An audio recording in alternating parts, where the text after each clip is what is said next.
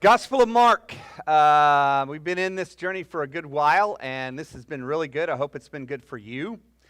Today we come to a place in the last week of Jesus' life. Remember, it's Thursday evening, and in the middle of the night, we've had the Last Supper. Jesus has been betrayed by Judas. He has been arrested. He has been before the high priest.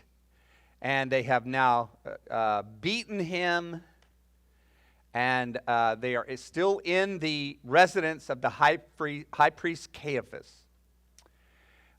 It would be a two-story residence probably. The lower story would be for storage and animals and servants, and upstairs would have been the place where not quite a king, but the high priest Caiaphas lived. That's where Jesus, as we looked last week, when it was asked, "Are you the Christ?" He was very explicit, remember, and said, "I am." All of this is happening. Peter is down in the courtyard. He could hear things going on. He might have seen glimpses of things, but he knows Jesus is upstairs. He can imagine in his mind what is happening to him. So in our message today, we will look at what happens in the courtyard in a message entitled, "A State of Denial." Have you ever been in denial about something? Have you ever been denied?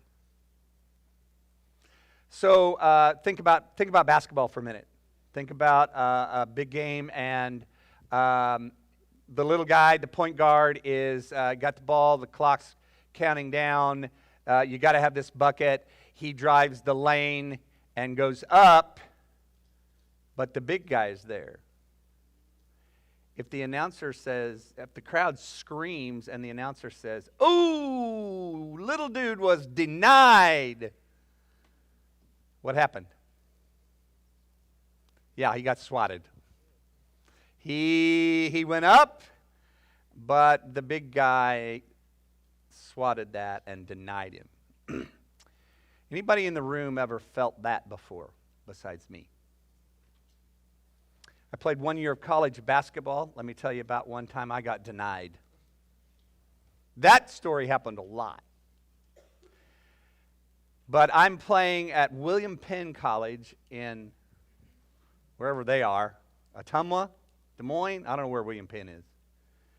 And I'm a freshman, I get in, and we're on offense, and I'm at the top of the key.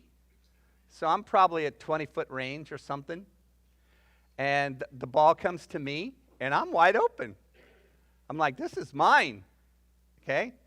And so I shoot the ball, and out of nowhere, some huge individual on the William Penn team comes flying out of the lane. You know what's worse than being a little guy and being denied 3 feet from the basket? Being swatted 20 feet from the basket. Yeah, that doesn't feel good. Denial.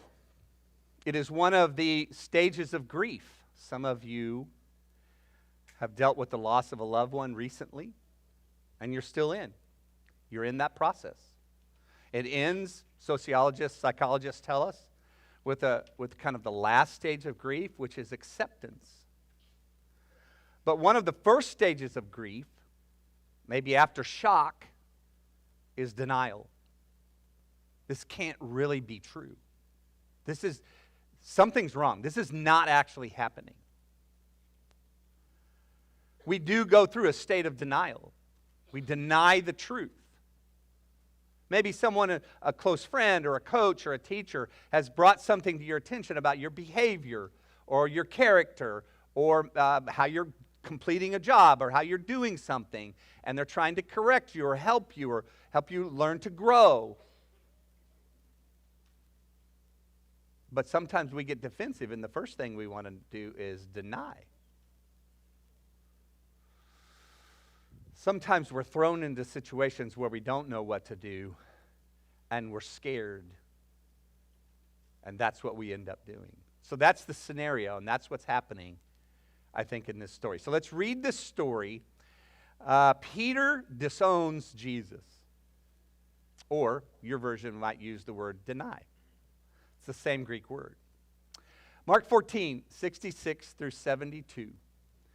So we will read these 7 verses. We're going to take it in several parts. Then we'll spend a little time on the word. Then hopefully we'll make an application as we move into baptism and close our service. Here we go. I'm reading from the New International Version. Mark 14, beginning at verse 66. While Peter was below in the courtyard, one of the servant girls of the high priest came by. When she saw Peter warming himself, she looked closely at him. "You also were with that Nazarene Jesus," she said. But he denied it. "I don't know or understand what you're talking about," he said, and he went out into the entryway. When the servant girl saw him there, she said again to those standing around, "This fellow is one of them." And again, he denied it. After a little while, those standing near said to Peter, "Surely you are one of them, for you are a Galilean." He began to call down curses, and he swore to them, "I don't know this man you're talking about." Immediately the rooster crowed the second time. Then Peter remembered the word Jesus had spoken to him. "Before the rooster crows twice, you will disown me 3 times." And he broke down and wept. It wasn't too many verses back where Jesus had said that, and Peter said, No, I'll never deny you. I will die for you." They went to Gethsemane. Jesus asks, "Stay awake, be alert, be ready, pray with me." And they fall asleep 3 times. And now Jesus' prophetic words have come true. In fact, in the Gospel of Luke, as he recorded the story, chapter 22, verse 61 says, when this happened, and Luke's the only one that records it, the Lord turned and looked straight at Peter. So somehow between where Jesus was and Peter in the courtyard, when he denied him the 3rd time, the rooster crowed, Jesus turned and looked. In the movie, The Passion of the Christ, it's portrayed pretty poignantly. Have you ever denied Christ?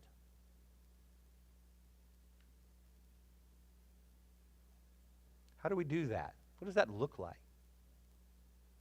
Is it kind of blatant like this, where somebody's talking with you and you say, "I don't even know who you're talking about"? It's not like that.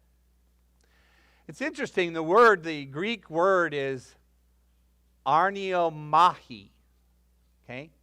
And it means to reject or disavow or refuse. You know, you get mail sometimes that's not for you. You can write on there, refused. Put it back in the mailbox, and it goes back to the sender. I don't think we are quite that direct when we deny Christ. But maybe that's why this thing unfolded. In God's sovereignty, He made Peter the disciple that I can most times relate to. Peter was a hothead. He had a temper. He had a short fuse. He shot his mouth off. He said stuff when he should have just been quiet. And yet he loved Jesus. It's kind of like what Mike was describing. The outside package of Peter didn't look so good at times. But what was on the inside? He loved him. How is it that we deny Christ? I want to talk about 3 ways or 3 stages of faith denial. Not denying in the process of grief, certainly not. He got denied in a sports term. But what is it that might happen to us if we deny Christ? I think it's a real possibility. And I think we should be prepared